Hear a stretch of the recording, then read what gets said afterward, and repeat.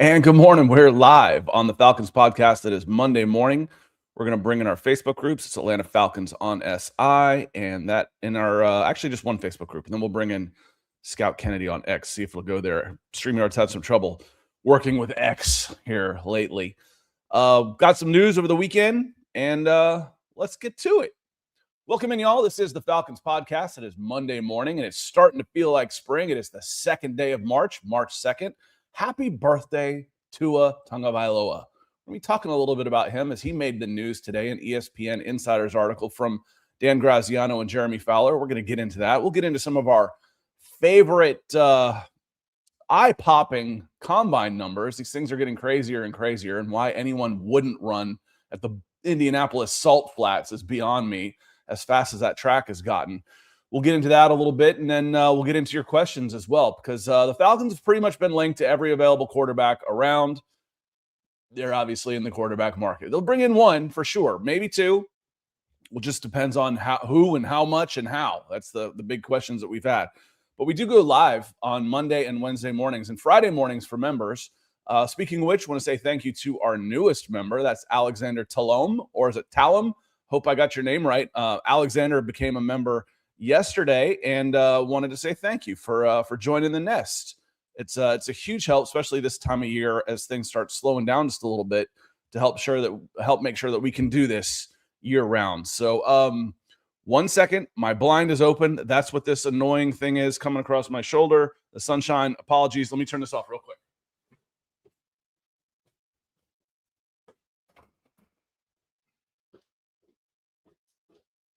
Sorry about that. The good news is the sun's out. Should be a pretty nice day today in the mid 60s. Sorry about that, y'all.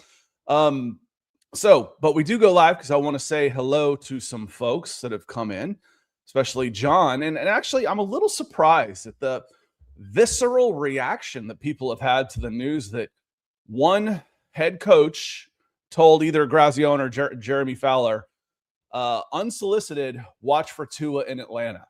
That was the news. That's not just, what makes sense. They need a quarterback. Here's going to be an available quarterback, another lefty. This was a source of sorts who could just be speculating too. I mean, they're doing a lot like we are. But the reaction has been a lot like this. John said, "Good morning, Scott and the Falcons family. He better not come here." And then Antonio coming in, he followed up with like, "Tua? Wait, what? Tua?" So I don't understand the overall negativity for it. Is it because of the perceived price tag that you see on there? But if he's coming to Atlanta, it would be on a veteran minimum, I would think. Just like Russell Wilson did 2 years ago. The guy's getting a load of guaranteed money, and there's probably some offset language in there. So any money that you pay him goes to the Dolphins anyway. So he comes in at $1.2, $1.3 million for Tua Tagovailoa. Yeah, I'll do that. Sure. Why wouldn't I? For 1.2, absolutely. I mean, that's about as low risk, medium reward. And you might think, okay, the guy's washed, but we're in the washed up quarterback market, kind of, on this one. When we're talking about, potential backups and, the pay there makes sense to me.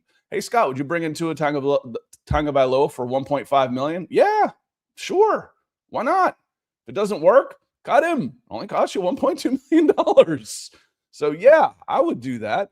Rusty's coming in. Good to see you, Rusty. Says, with the Falcons releasing that coach last week, yeah, it was ugly.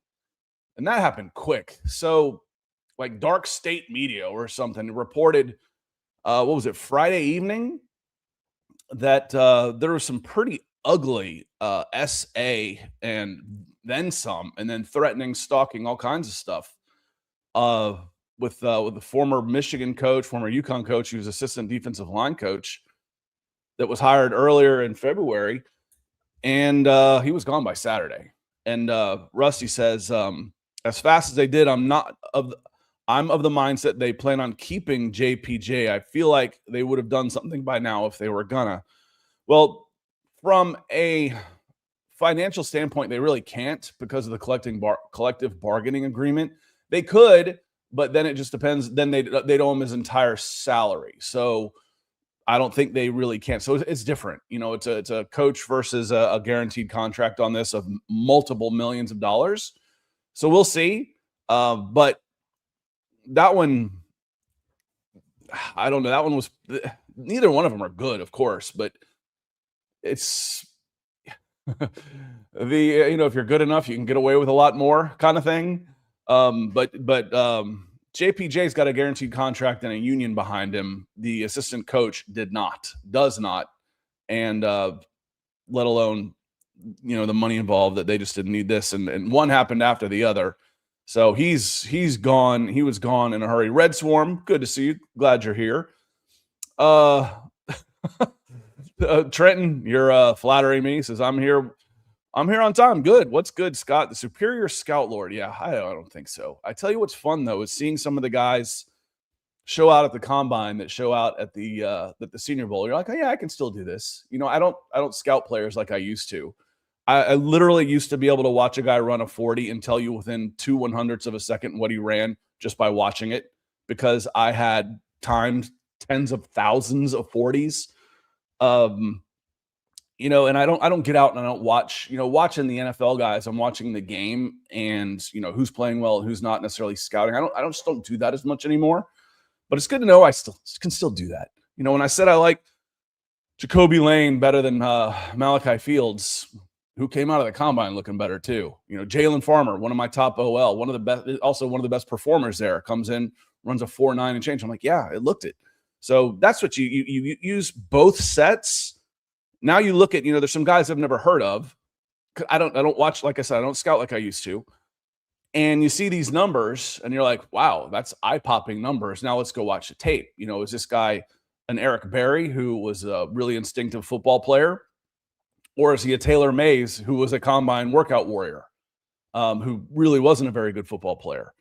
So you want to see those type of things on there.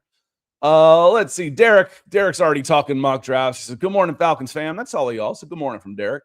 I traded my second pick for 59, 71, and 114 in a 2027 fourth. Do you think something like that is possible, Scott?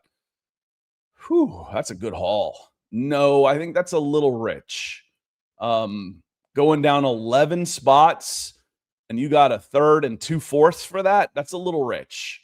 So I think that one's a little rich. That'd be good. I'd do that. I don't want to come out of 48, but I'd do that. That one seems a little rich on that one. Dirty Bird Star, Tech fan. Good to see you. Happy birthday, Scott and Dirty Bird Nation. That's all, y'all. And 44. And I'm going to get, since I brought it up, it'll take me forever to get to the responses on this. So I'm praying we don't bring him to Atlanta. Why? Why? It's not like he's an automatic starter. It's not like he would cost any money. I mean, it is a zero risk proposition, really. If you come in and you can't throw the ball, you cut him. Okay. Why? I'd bring him in a heartbeat for what it would cost him. He's going to be cut from his contract, and he's a free agent with offset money. Steelers bring in Russell Wilson for $1.2 million. Yes. Tua, 1.2. Absolutely. So I want to see I'll start from the bottom and kind of work up where some other people said. I'm going to get Edward first. I hit my supers first. That's the prerogative.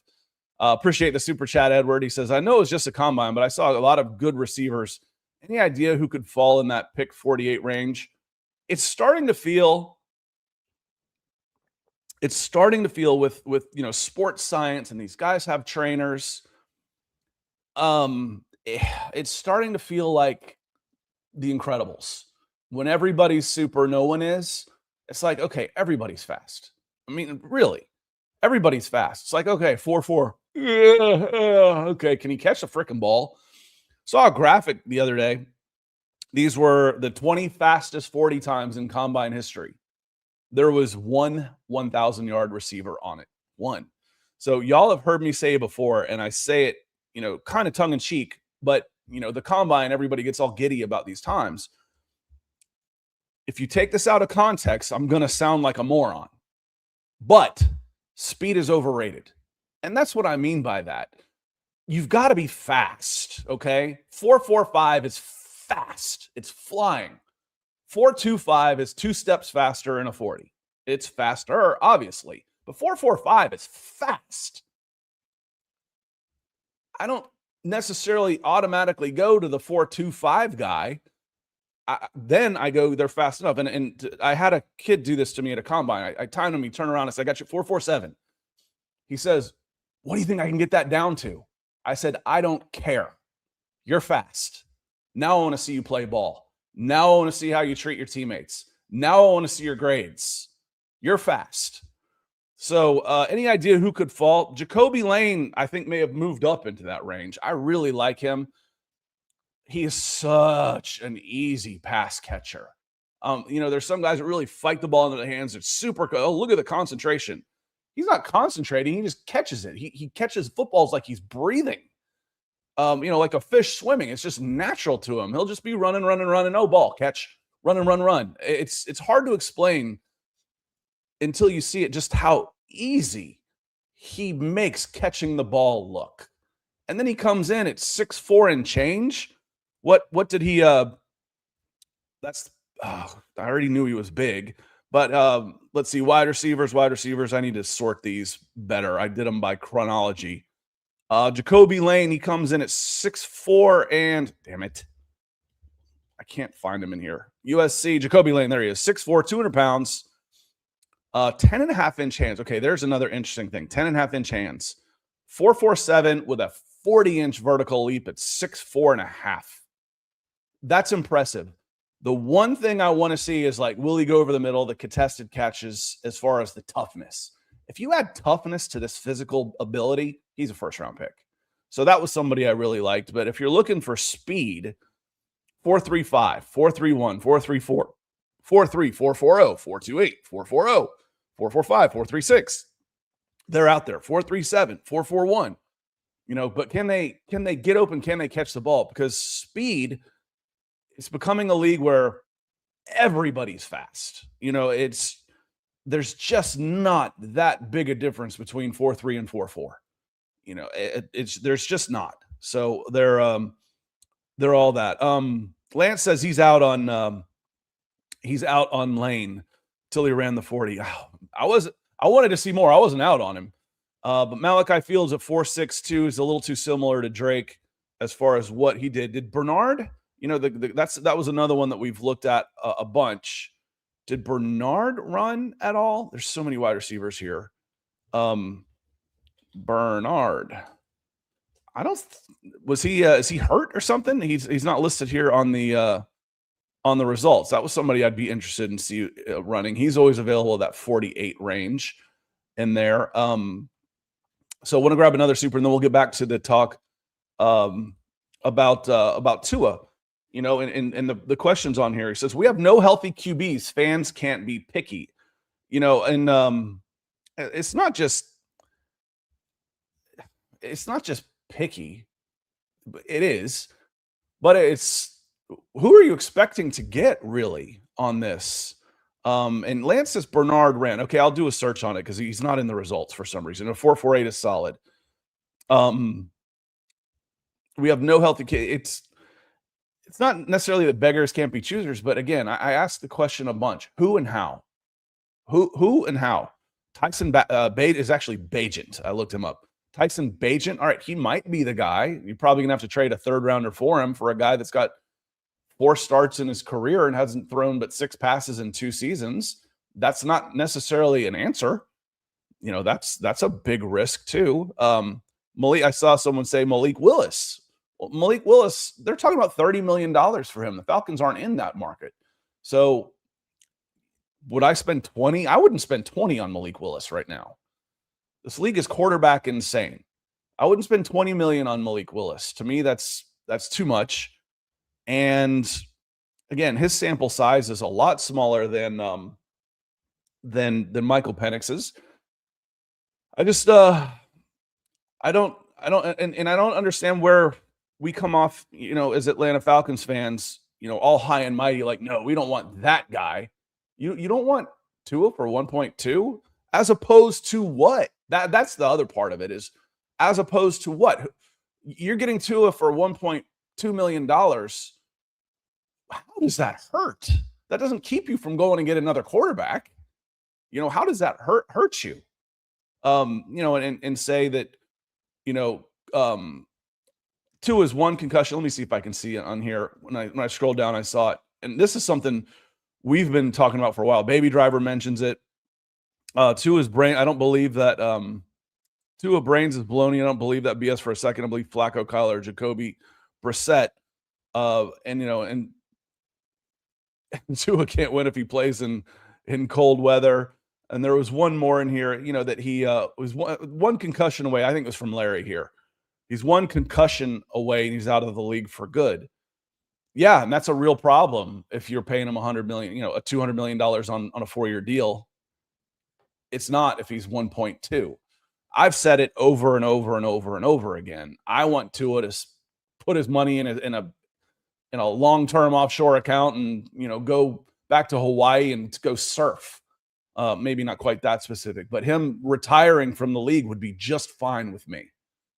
Not that I care. He cares what I think. But, I want these guys to maximize their careers. I want them to be successful. I'm a fan of the game. I'm a fan of the individuals. I also am a fan of them as human beings.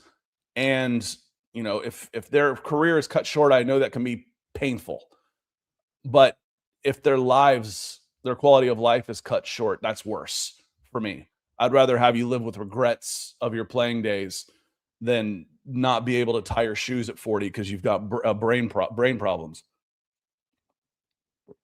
So, thinking on that. And Trenton says, we'd be fools to not want to establish QB like Flacco, Kyler Murray, Tua, Mac Jones. Any of them are better than our current scenario. And there will be. There will be guys come in. The Falcons, when I say Penix or bust, there's one guy on this list, maybe two, that I think have the chance to be multi-year guys. It's not Flacco. He's old. Murray, I have to do it backwards here. Murray's got a chance to be a multi-year guy. Tua, no, not for me. He's a stopgap, cheap option. Why not? Type of player. Just because of the health concerns and, is he, with the shots he's taken to the head, can he play the game at a high level still? And Mac Jones has a chance. And if you think you can get Mac Jones, if you think Mac Jones is a long-term viable option, then you make a trade for him. Would you trade your second for Mac Jones? If you think that he's the answer is yes.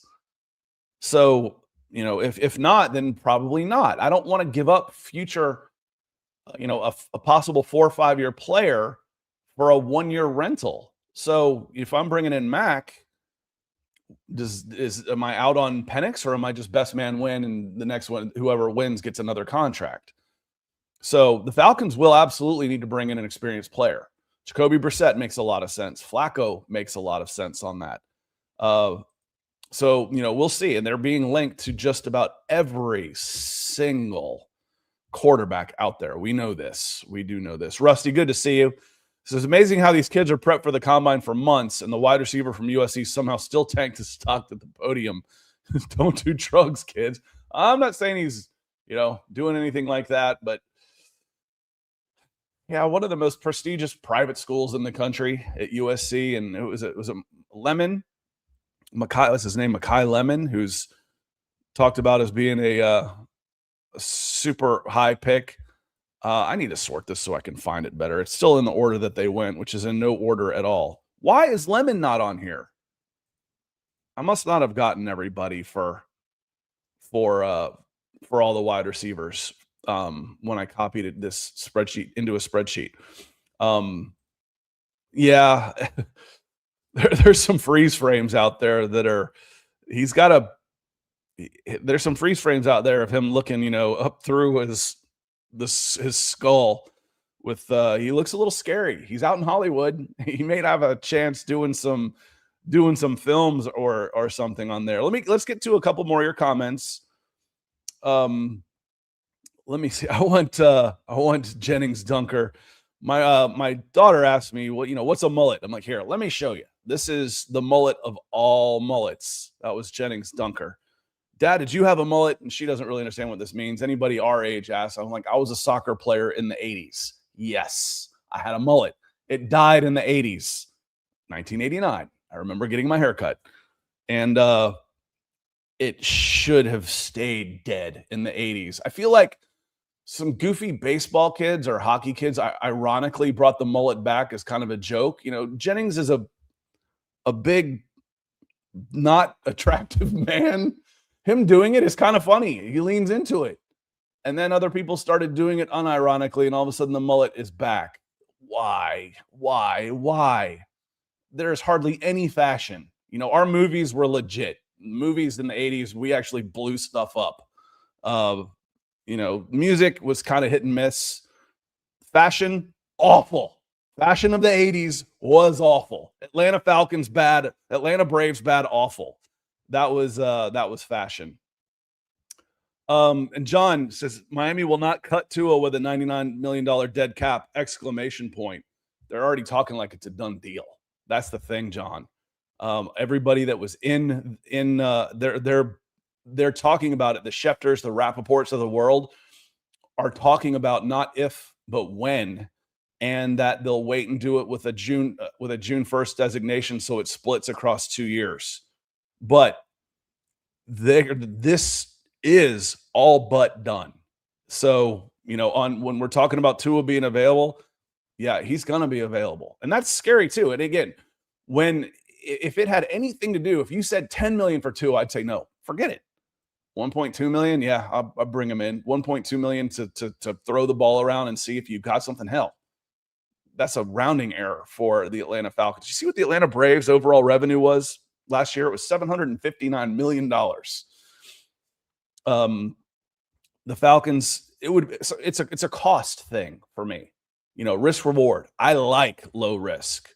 The reward is kind of meh, but it could be. I mean, the reward's actually pretty high reward. The risk reward on this is where I like it. Low risk, high reward. It's not probable, but quarterback 2, all right, $1.2 million. Yeah, I'm interested. But they are cutting him. $100 million dead cap hit. The Falcons took on, I think, $44 million with Matt Ryan, which was a league record at the time. The very next year, the Broncos doubled it. $85 million on $85 million dead cap on Russell Wilson. Split across 2 years. They took on $50 million in 2024, went 10-7 and made the playoffs. They still had $35 million and went 14-3, I believe, was their final record, and the number 1 seed with $35 million dead cap hit still on Russell Wilson last year. So it can be done, but it helps when you got a Hall of Fame coach and you hit on your rookie quarterback in the draft. So those are two things that, Falcons don't have right now. So, but they're not going to have to take. They've eaten their dead cap. They had the last season and a half of dead cap, and they've got, what's it going to be? And the good thing is, I think they'll get $10 million in refunds back. So his overall number will be 2 years and $90 million. But it was supposed to be a $35 million hit this year, and I think they'll get 10 back. So it might just be $25 million across 2 seasons, where they really only take on 10 million, 15 million, and 10 million in dead money over the next 2 seasons. That's not that bad when you look at the dead money across the league, and you think of the fact that the Miami Dolphins, and the thing is with the Dolphins, it's not just the $50 million that they're taking on from say you split it across 2 years evenly. Okay. They're taking on $100 million of dead cap money. They've already got a crazy amount of dead money. So they're going for a full reset. Their dead cap number is already $73.9 million.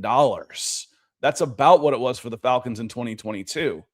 It was like $80 million. It was a third of their payroll. So their dead money, $28 million on Tyreek Hill, $21 million on Jalen Ramsey. These are guys. You'll notice something that makes sense, that you'll notice a pattern here. 32 years old, 32 years old, 35 years old for Terron Armstead, $11 million. So the Dolphins are going to do a full reset. They're cutting him. And according to Dan Graziano and Jeremy Fowler, One NFL head coach says, watch Tua end up in Atlanta. For a league minimum, so be it. I could see worse on that for sure. Let's get back to Sam says, keep in mind, did we even get a 40 time for Drake? No, nothing ever went public, and Arthur Smith was very coy about that for some reason. You know, he was like, oh, we got it. We got one. Like he's trading state secrets. And this is after they'd already drafted him. You know, who cares at that point? You know, oh, we had him. We heard about as they tried to justify the Michael Penix pick after giving $100 million to $90 million. $90 million to Kirk Cousins. Oh, my God. They justified the hell out of that. We had him at 4-4 something. They bragged about that one, didn't they? Oh, goodness. Chris Walker, good morning. Hope you were doing well. Troy Green says, give me Stetson Bennett. You know, another low risk, low ceiling type of option that, you know, gets thrown around in these parts here with Stetson Bennett. And let's see. No Tua, please. And Jay says, I take Tua at 10 million. You wouldn't have to. That's the thing. I mean, Tua would basically be free. You get what you pay for, right? I understand that too. But let's talk about options out there. Can you get Kyler Murray, and what would he cost? Should be offsetting, so he should be cheap because he's got a ton of guaranteed money too. Let's see if I go to Arizona and look at Kyler's contract, his dead money is $54 million. Seems like a bargain at this point, doesn't it? It's $54 million. If they cut him, he's got a base salary of 23, so you're not trading for him necessarily unless they're going to eat all of that contract. You know, Joe Flacco. I'd be real interested in Jacoby Brissett. It's a 1-year deal. You know, that's a 1-year option. He might be one of my favorites actually. But they're not, you know, the word out of Las Vegas is they don't necessarily want to start Mendoza as a rookie, and they're already paying Jacoby. So Jacoby might not be leaving Las Vegas anyway on that one. Let's see here. And then there's lots of rumors, John, with Jacoby. Yeah, there's rumors for everybody. I mean, everybody is going to be linked. Joe Flacco is probably the number one. If we're setting bets right now, who's going to be the veteran quarterback the Falcons have on the roster in 2026?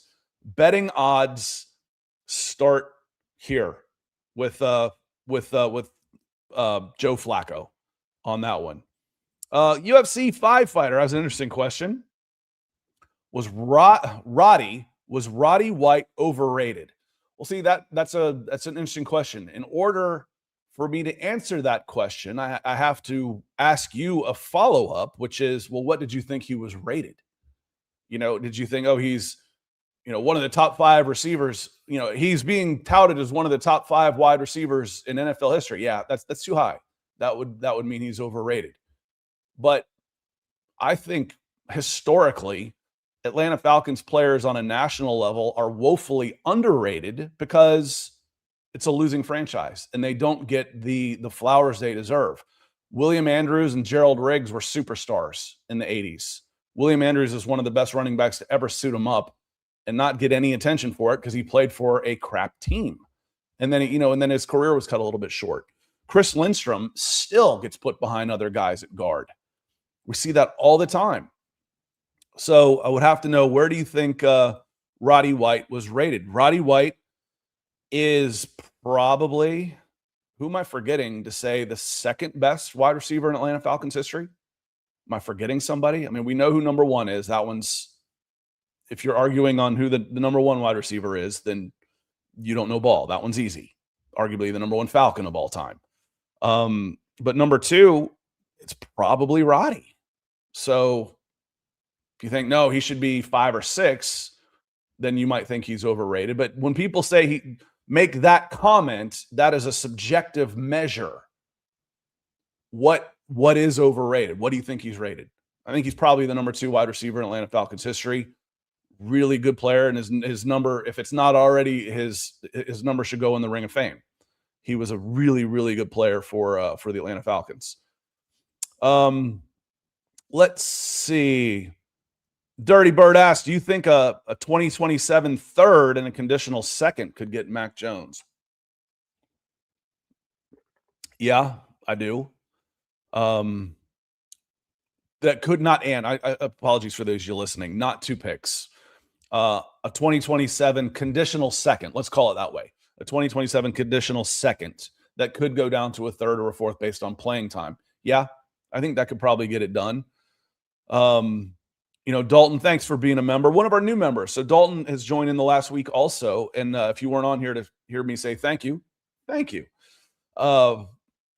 Kyler is cut, he's going to have offsetting language. His money is guaranteed anyway. So he's already getting paid. His base salary, just looked it up. His base salary, why are you changing this up? Was $25 million?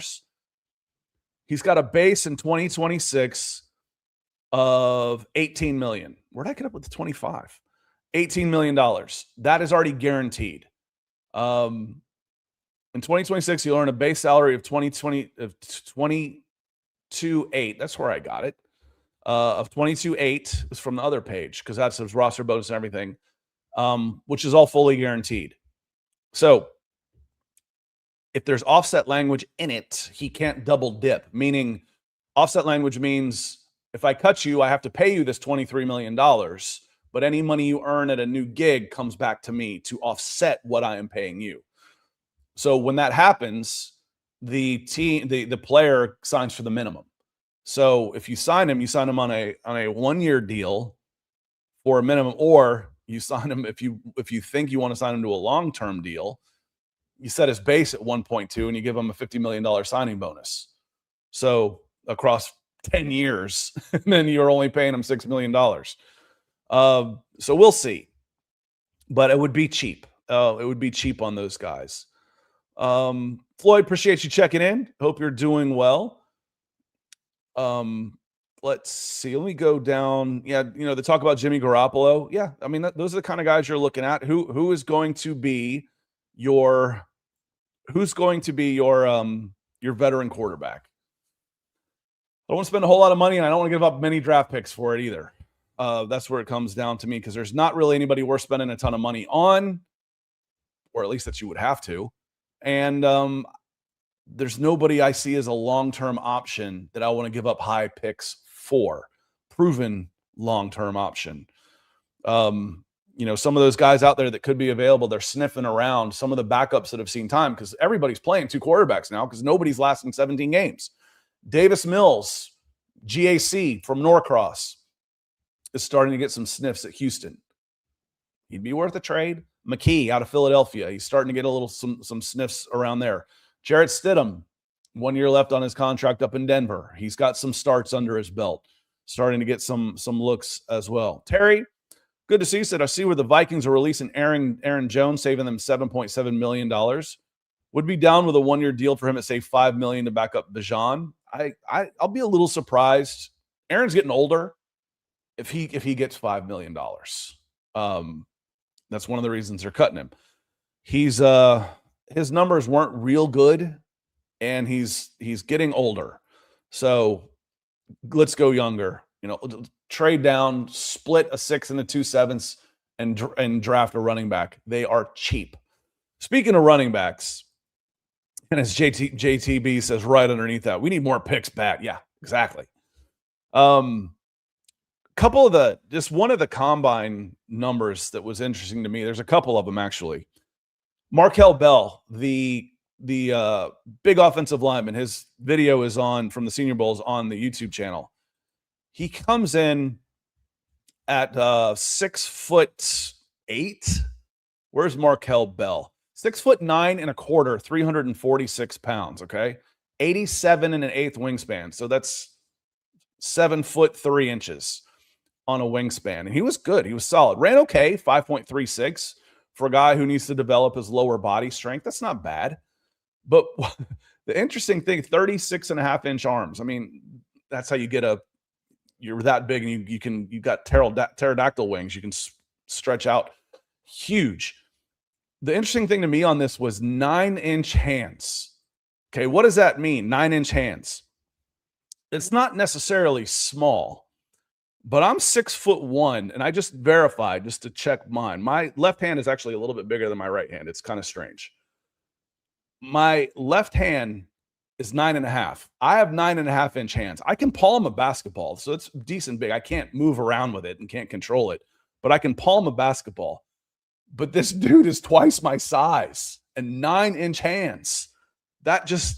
Those are the things that kind of freak me out. Another one that popped up. Y'all check out, we've talked about the running back that really was impressive as you can be at Senior Bowl. Mike Washington. Mike Washington comes in and just tears it up at the combine. His numbers were, and I don't know why I can't find him this way. Mike Washington, 6'1", 223, 4.33, 39-inch vertical. Nice. 10'8" broad jump. Nice. Those are all good. They're not unbelievable. They're elite. They're really elite. Now, this is the number that is just like, what? Is this a typo? He's got 33.5-inch arms. That's offensive tackle. And his wingspan is 82 inches. 6'10" wingspan on a guy who is 6'1".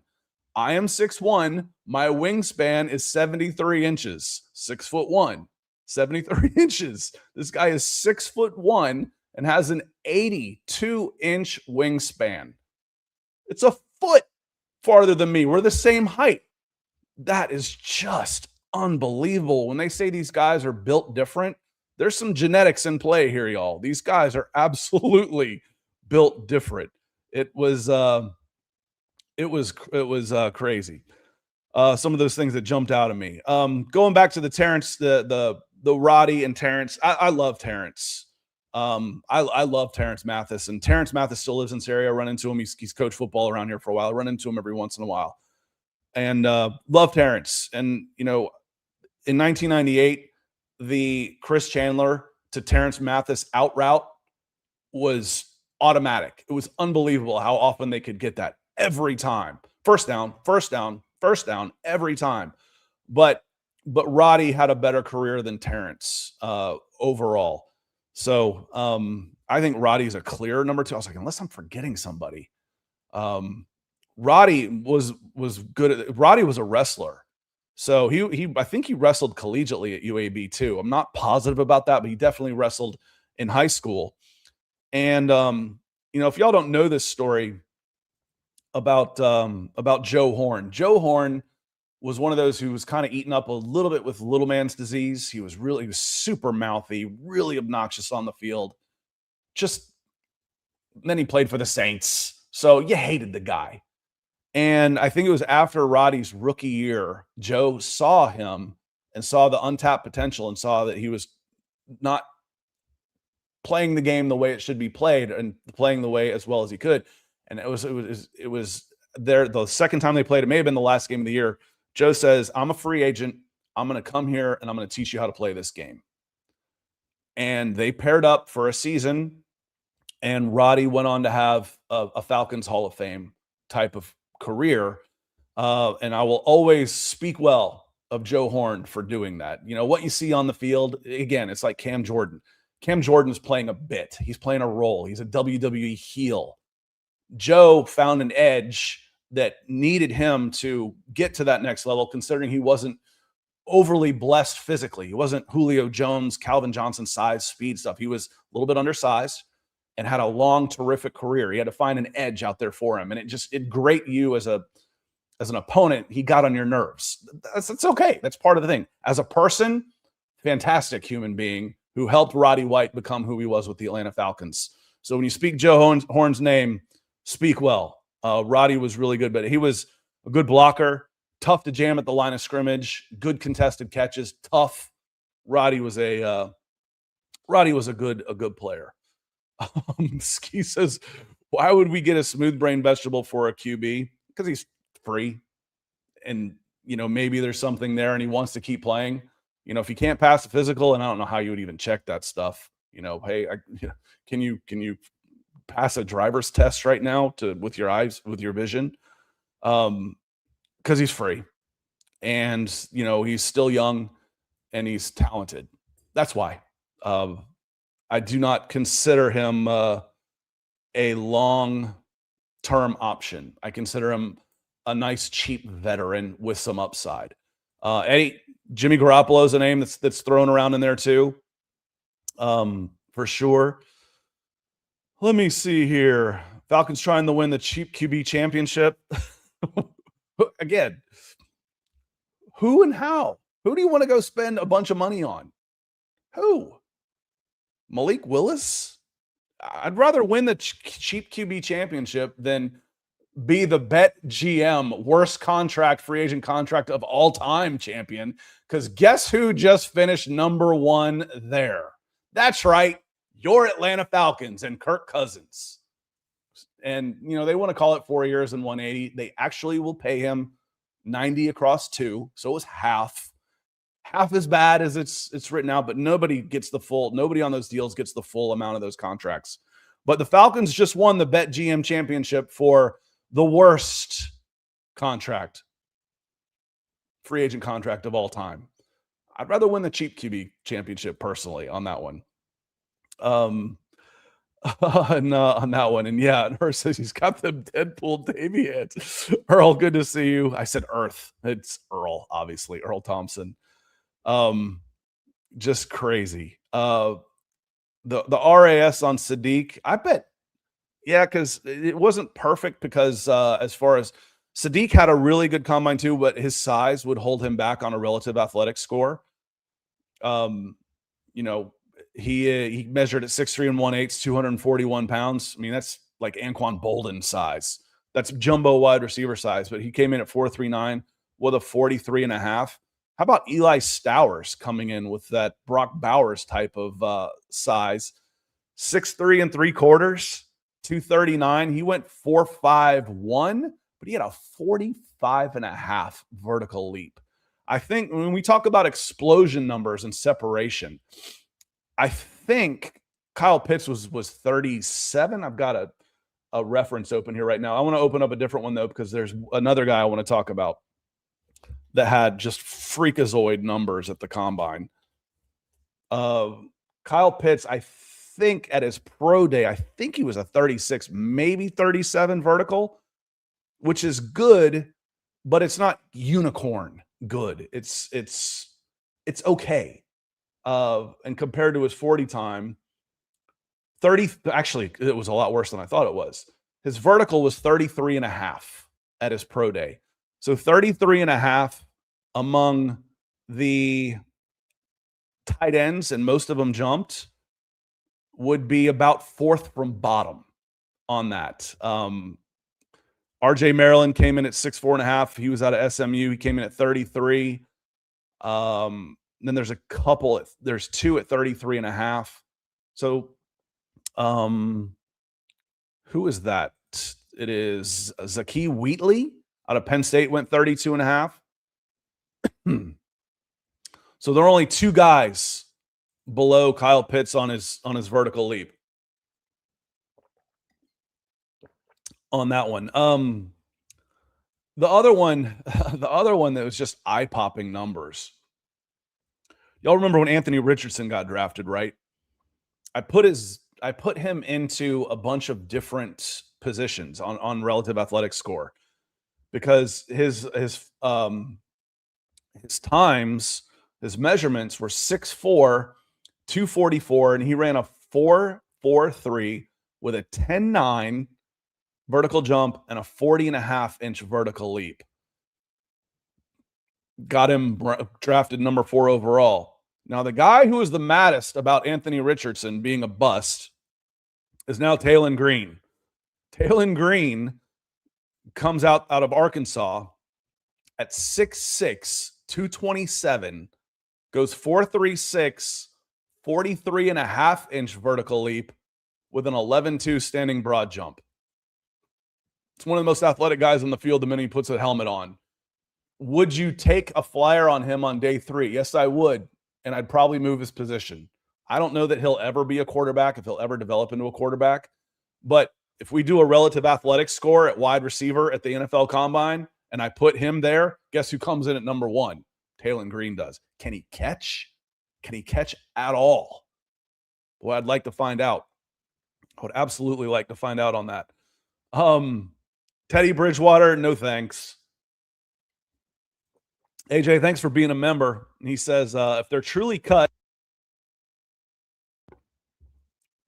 then these are the quarterbacks I want in order. Tua, Kyler Murray, Joe Flacco, Jimmy G. Any of these would at least give you a good floor and could push Penix outright take the job. I would, for me, I'd probably want Kyler Murray first.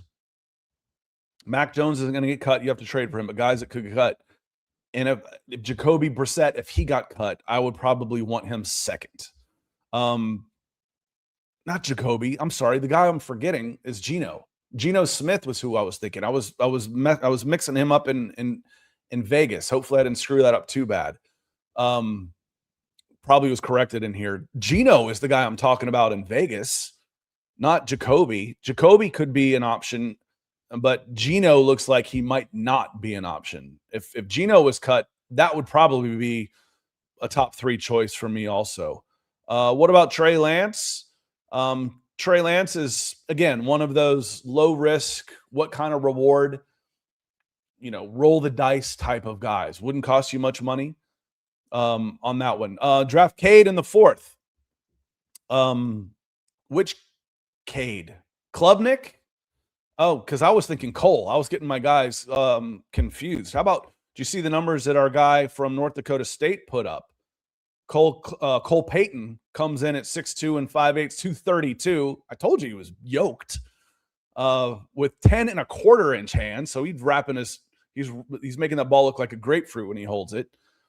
4.56 on the 40 with a 40-inch vertical leap and a 10-10 with a 7.12. He's one of the 5 guys that did an L cone at the combine, and a 4.36 short shuttle. Guys, if he can't throw the ball, that is an H-back dream numbers right there. That's what I said they should have done with Tebow. I didn't know that Tebow was already so banged up that he was basically, his athleticism had been sapped from him from running so many fullback dives at Florida. But Cole Payton, there is your Taysom Hill. That's him right there. I mean, 6'2.5", 232, 4.56 with a 40-inch vertical leap.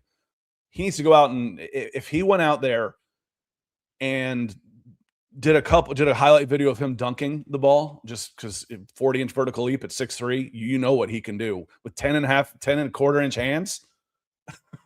It would get a bazillion views. He would have a lot of fun doing that one. Atlanta Focus said, I thought it was Brian Finner who changed Roddy. He may have helped, but it was the Joe Horn, one. Halsey says, I still don't see the problem with earnestly searching for a long-term quarterback. It matters. Draft one. Yeah, draft one. That's what your draft picks are for. See if you can drop, but if they're good, they don't last. They move around a little bit because quarterback is too valuable. If I'm going to win now mode, guys on the final year of their contracts, these are the guys who are talking about trading right now. I'm not going to re-sign. I'm not going to put $10, $15 million into my backup quarterback. You draft one and you keep them for 4 years. Then you draft another one. That's where you should be getting your backups on that one. Is out of the draft.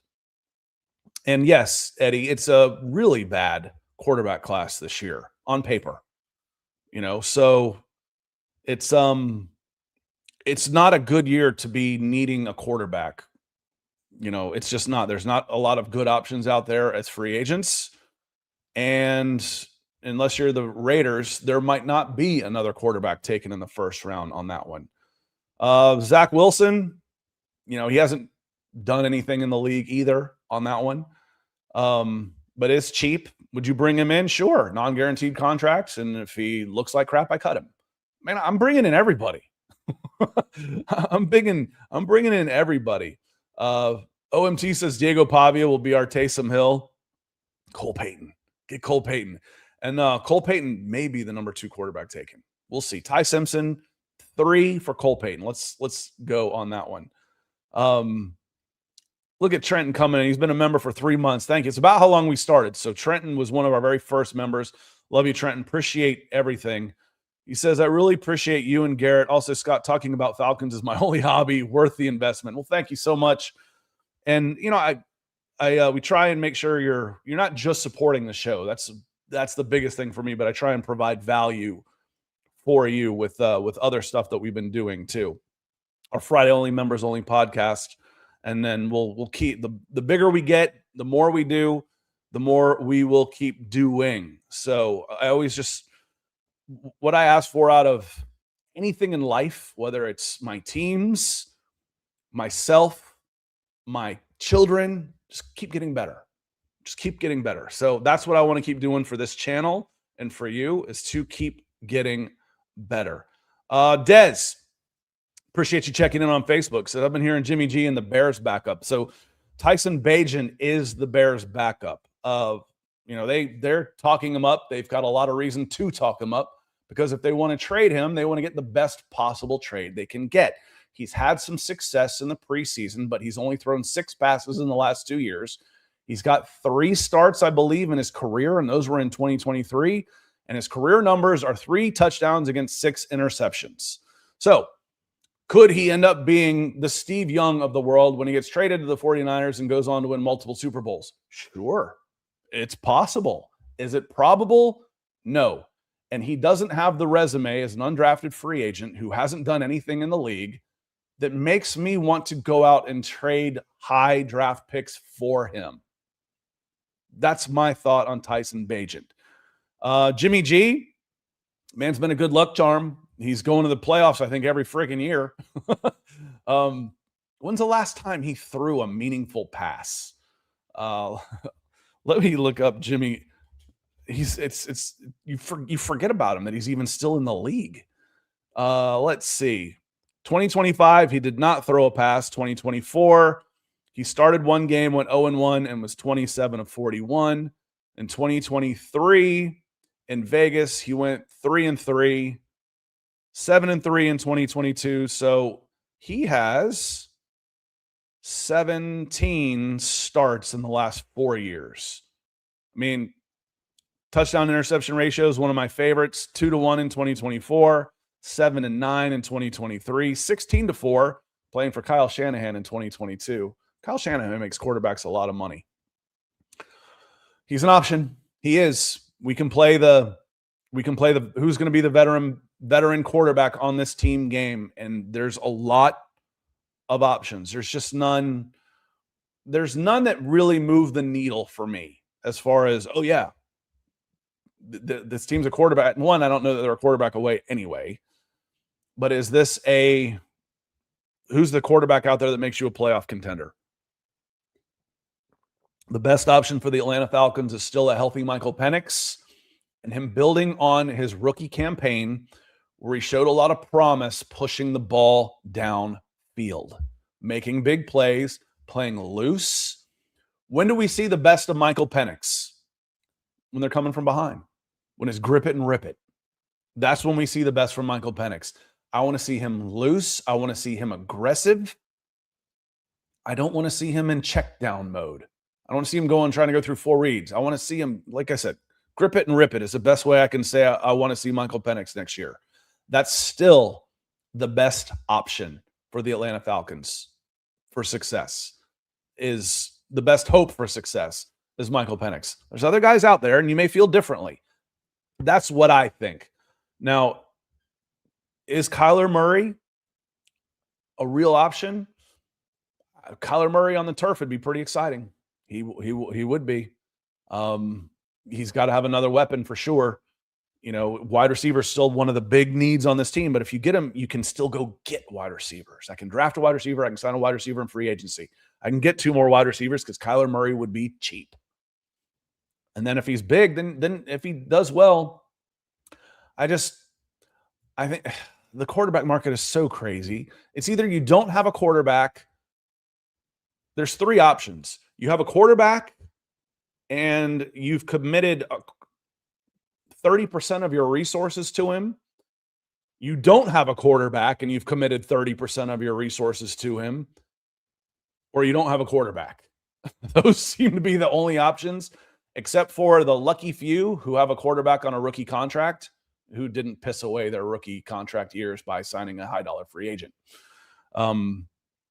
So right now the Falcons are in, I don't know if we have a quarterback or not. So if you don't know if you have one, then you don't have one. You're hoping that Michael Penix becomes that guy. But trying to go out and get one is going to be tough right now. Jameis Winston. He's just one team away from completing the NFC South tour. Jameis would be good for content, and there's a hell of a lot worse backups out there for sure. Number 2 options. And he seems to be a good locker room guy with helping to develop guys, kind of knows who he is out there. I mean, I wouldn't be against Jameis Winston coming here. And I don't really care about I was so mad about Arthur Smith. I didn't really care that the Saints were running up the score. Stop them then. You're the ones that quit out there on the field. I'm not going to complain at them for not taking a knee. It's your fault for being so terrible. Let's see here. Yeah, and Kirby, good to see. He says, to be real, Scott, I don't think any of the available free agent quarterbacks have any type of edge over Penix other than they're not rehabbing any. Yeah, they might be healthy. That's the one. We need to discuss the line of scrimmage on both sides of the ball. Yeah, we will. This ended up being kind of a quarterback episode because all of the talk from the combine for Falcons point of view was the other quarterback that's going to come in. And as I've repeatedly said, the 2026 season is all about finding if you've got Penix or not, because again, it's who and how. There's nobody out there really that you convince me. Tyson Bagent. Okay, I'm not convinced. He has no track record of success, none.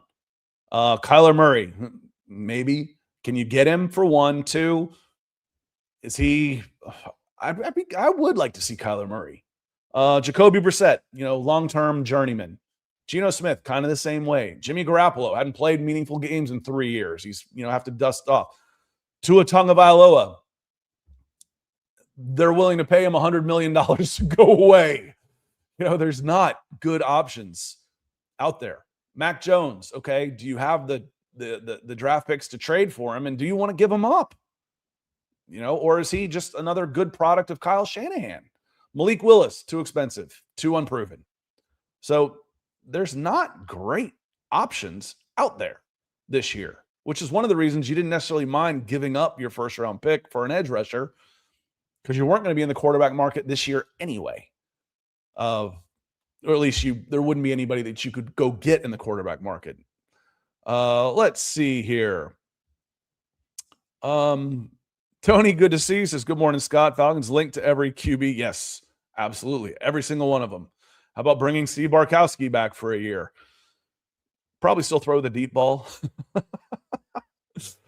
Oh, and you know what? As soon as Winston put on the red and black and started having fun, you'd love him. I mean, it's part of being a fan. I mean, I saw people justify Terry Fontenot's signing of Kirk Cousins by saying it was 4D chess with their whole chests. 4D chess to sign Kirk Cousins as a very elaborate bluff and ruse in order to get Michael Penix at number 8. I mean, there's people that say that and believe it. You don't think they'd warm up to Jameis Winston? That's the level of bias we're talking about here? They'd, of course, warm up to Jameis Winston. So I don't really care. It's a job for all of them, and that's what I've told y'all before. When we fight to the death for the decisions that these guys make, it's a job. It's a job for them. They're professionals. The only people that have a chance to be around as long as you are the owners. It's a job. Raheem Morris, I'm going to back him like he's, family, because he's the head coach of my team. He's got a job 3 weeks later. He's not crying. It's a job. Terry Fontenot will have another job too. All these guys will. So it is a job. Let's see here. AJ So speaking of Ellis, if Mark Ramundi is right, I'm not paying him top 3 linebacker money. Plenty of linebackers we could get. I think he meant in free agency. I don't know that he meant overall. I mean, that's $20 million. I think he just meant overall of what Caden Ellis can get. But Caden Ellis, I think, will be in the 13 million range. And, you know, he's pretty good. He's really good. But, again, how they handle free agency, and it might not be up to the Falcons on this one. Caden Ellis played on a non-guaranteed contract in 2025 for the right to be a free agent. Good for him. It's risky, but he did it and he excelled. I'll speak nothing of good but good things for Caden Ellis, and hopefully he doesn't end up in division. He'd be such a great fit in Denver. You know, watching the Broncos, they need help at linebacker, at inside linebacker, and he's so good. Dogs says, "Are you going to any pro days this year?" I might go to Clemson. It's on March 12th. I might go down to Auburn's. It'll be coming up too because those are close. Those are 2 hours away.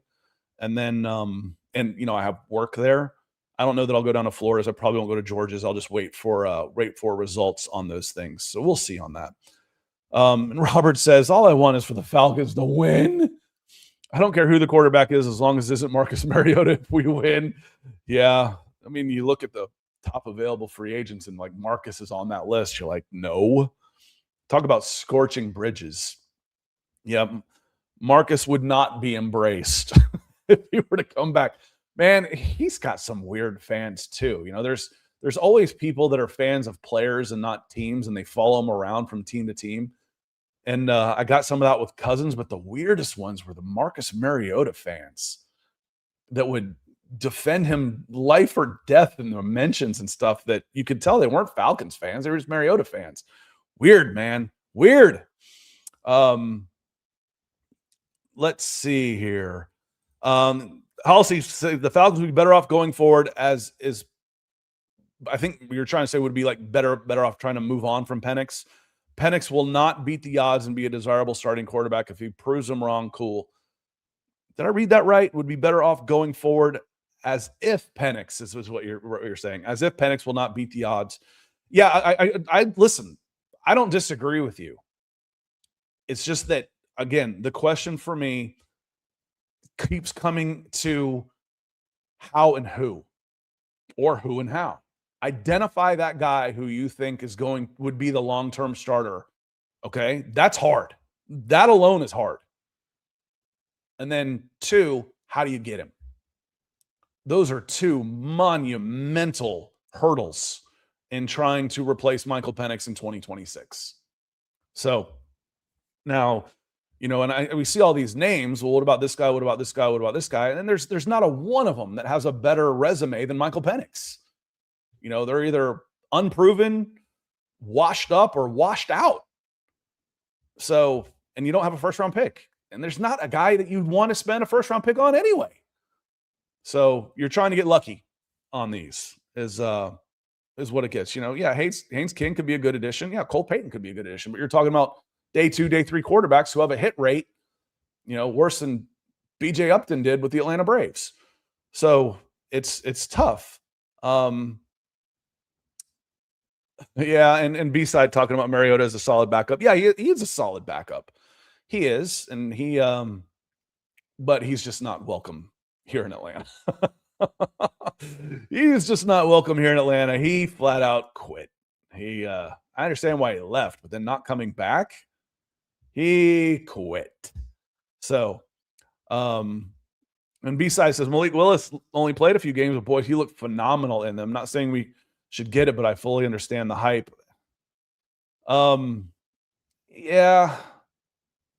How much better did he look in his 3 games than Michael Penix looked in his 3 games as a rookie? You know? And the thing is I've seen so much more bad from him too. You know, there's a playing for LaFleur in Green Bay is a great system to be in. It's very quarterback friendly, and he is a hell of a coach. Is he going to find the same success someplace else? I don't think so. I don't think so. Not for a team that is quarterback needy, and someone's going to give him $30 million. Man, He should give a big chunk of that to the LaFleurs on that one. All right, I am just about to get out of here. My voice is about to give out, y'all. We're at 65 minutes. When we come back on Wednesday, we will do a post-combine mock draft. We got some more numbers on these guys. And yes, Major, I think our quarterback depth would make any quarterback look questionable.